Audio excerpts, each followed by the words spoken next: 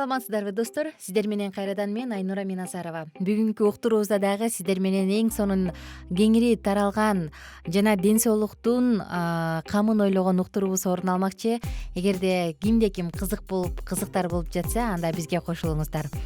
Кызамык тууралуу сөз кылабыз. Кызамык бул дүйнөдө кеңири жайылган оорулардын бири. Мисалы, 2013-жылкы статистиканы карасак, бул оорудан дүйнө жүзү боюнча 145.700 адам көз жумуптур. Ал эми бүгүнкү күндө тилекке каршы бул сан азайган эмес. Мына андыктан дал ушул кызамык тууралуу кененирээк маалымат алыш үчүн бизде Республикалык клиникалык жугуштуу оорулар ооруканасынан келген врач-инфекционист Нургүл Молдалиева эжекебиз бар. Саламатсызбы, эжеке? Саламатчылык. Иштериңиз кандай? Жакшы жетип алдыңыз. Бүгүн сиз менен бирге дал ушул кызамык тууралуу сөз кылып турабыз. Себеби дегенде акыркы күндөрдө Кыргызстанда дагы оору өтө эле күч алып турган чагы, элибизди канткенде бул оорудан коргой алабыз жана бул оору деги эле кайдан келген оору, эмне деген оору? Мына ушул тууралуу кененирээк маалымат алалы дедик. Кызамык тууралуу 1-2 ооз сөз менен кыскача маалымат айта кетсеңиз. Жакшылык. Кызамык же болбосо кор деп коебуз. Бул оору аба аркылуу жуга турган воздушно-капельный инфекциялардын бири болуп эсептелет. Бул ушул оорулуу адам жөтөлгөндө, чүчкүргөндө, сүйлөгөндө абага кеңири тарап, башка адамдарга жугузуп коюшу мүмкүн. Бул оорунун өтө мындай жугушу, контагиозность деп коебуз, башка адамга жугуу коркунучу башка салыштырмалуу ушул аба аркылуу жуккан оорулардан жогору турат экен. 99% ооруп калышы мүмкүн. Мындайча айтканда, бул ооруну дагы подъездный болезнь деп коет экен. Эгерде подъездден дагы бир киши ооруп калса, бир кошунан башка адамдарга ооруп калышы дагы чоң коркунучу бар экен. Эң эле жугуштуу жагынан номер 1 экен да, демек. Анан эми бул оорууну кантип алдын алсак болот? Албетте, бул баягы биздин националдык улуттук календарь боюнча, балдарга эмдөө жүргүзүү боюнча бул оорудан биринчи жолу 12 айында эмдөө жасалат. Андан кийин ревакцинация 6 жашында, мектепке барар алдынан 1 жыл мурун жасалат. Бирок тилекке каршы бүгүнкү күндө биздин жарандарыбыз ар кандай себептерден улам азыр баягы эмдөөлөрдөн баш тартып эмдөө албаган жарандарыбыз аябай көп. Тилекке каршы ошондуктан дагы азыр бул оорунун жайылышына бирден бир себептерден болуп жаңылышпайбыз да, ошентип айтсак эгерде. Бул оору менен албетте ушу эмдөө албаган оорулар ооруйт. Эмдөө алса бул оорудан негизи ооругандар жокко эсеп. Эмдөө алгандардын арасынан ошо айтып атпайбызбы, аба аркылуу жугат деп. Оорунун белгилери тууралуу айта кетсеңиз. Канткенде бул оору кызамык же кызылча деп билебиз. Эми оорунун белгилери бул ушу кызамык деп өзү айтып аткандай эле эң биринчи ошол инкубационный период деп коебуз. Бул ар бир инфекциялык ооруда ушул баягы периодторго бөлүнөт. Ар бир оорунун ошо өрчүшү ар бир периодторго бөлүнөт да. Инкубационный период кор оорусунда же болбосо ошо кызамыкта 1 жумадан 17 күнгө чейин болушу мүмкүн. Эгерде кандайдыр бир гамма глобулиндерди алган болсо, анда 21 күнгө чейин узарышы мүмкүн.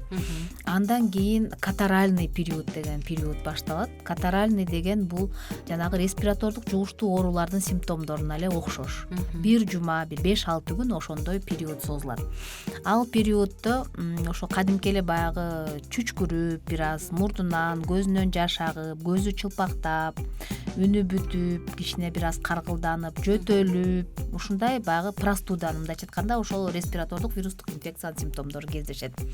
Андан ошол периоддун акыркы күндөрүндө эң ушул ОРВИ менен ушул кызамыкты айырмалай турган бир белги пайда болот экен да. Бул симптом филатова коплика деп коебуз. Бул мына жаактын ички урту деп коет эмеспи, ошо урттун ички көңдөйүндө, тиштердин жанында кичинекей богу творог сыяктуу налеттор пайда болот. Ушул налетторду байкап калганда бул кордун башталгы белгилеринин бири болуп эсептелет.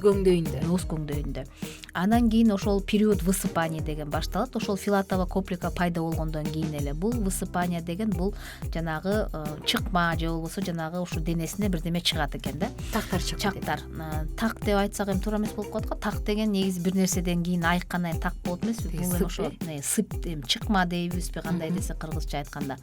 Бул сып дагы өзүнүн кандайдыр бир өзгөчөлүгү менен айырмаланат башка оорулар сыяктуу. Эң биринчи башталганда бул өйдөдөн ылдыйты көздөй пайда болот. болот экен. Эң биринчи бул кулактын артында, мойнунда, бетинде, андан кийин ал ылдый түшүп отуруп анан бүт денеге жайылат. Бул сыпь баягы өзүнүн характеристикасы боюнча пятнисто-папулезный деп айтабыз. Кээ бир жерлерде алар сливаться этет, чогуу баягы куюлушуп кетип, андан кийин ал периоддон кийин анан кийин период пигментации пайда болот. Ошол так калып турган мындай күрөң пигментация калат дагы. Андан кийин ал период выздоровленияда толук бойдон эч нерсе болбогондой баардыгы толук кандуу айыгып кетет. Ошол анан бул өзүнөн өзү эле жоголобу бул так, же болбосо сөзсүз дарыгерге барыш керекпи? Жок, эми албетте буну дарылаш керек, бирок бул ошондой периоддор менен өтөт оору. Так өзүнөн өзү кетет, бирок ооруну албетте дарылаш керек. Сөзсүз түрдө дене табы көтөрүлөт, жана респиратордук вирустук инфекциялардай болот деп атпайсызбы? Температурасы же болбосо дене табы 38, 39, 40 градуска чейин жетиши мүмкүн. Ошол бул кызамык оорусу эң жаман жагы дагы бул полностью бул организмдеги анергияны пайда кылат экен. Анергия деген бул отсутствие иммунитета деген. Иммунитет ушунчалык деңгээлде түшүп кетет экен бул оору менен ооруганда. Ошондуктан кандайдыр бир любой ооруларга бир кабыл алуусу күчөп, бул оорудан кийин эгер кандайдыр бир оорулар менен ооруп калса, өтө күчтүү катуу формалар менен ооруп калышы мүмкүн экен. Ошондуктан баягы өзүн эhtiyаттап алдын алып, анан дарыланганда баягы бул кордун дагы аябай осложнениялары көп. Эң частый же болбосо ар бир эле экинчи кызамык менен ооруган оорулуунун осложнениясы бул пневмония болуп эсептелет. Бул өпкөнүн сезгениши. Ошондуктан баягы кичинекей ымыркай балдарда пневмония өтө баягы катуу кабылдап кетет. Бат эле баягы энтигип, бала адышка берип, өзү дем ала албай, кээде кислород керектелип, кээде жанагы искусственный вентиляция легких, жандандыруу бөлүмүнө түшүп калышы дагы мүмкүн. Ошондуктан бул оору өтө баягы аба аркылуу жуккан жанагы суу чечек же болбосо скарлатина деген ооруларга салыштырмалуу бир кыйла баягы кооптуу оору десек болот да. Ошондуктан сөзсүз түрдө үй шартында дарыланбай, сөзсүз түрдө дарыгерге кайрылып, алдын алып, кандайдыр бир кабылдоолордун алдын алып, өзүнүн ден соолугуна кам көрүш керек. Демек, жогоруда сиз айткан белгилер байкала баштаса, ооз көңдөйүндө тактар пайда боло баштаса, ушундай сыйп болсо, чыкмалар жаала баштаса, сөзсүз түрдө дарыгерге кайрылган туура. Албетте. Кичине эми өңү кете баштады, эми жакшы болуп калды деп күтүүнүн кереги жок. А эгерде кайсы бир адамдардан да уктук элек да, бул ооруну убагында дарылабаса баш мээ да жабыркайт депчи, канчалык деңгээлде чындыгы бар?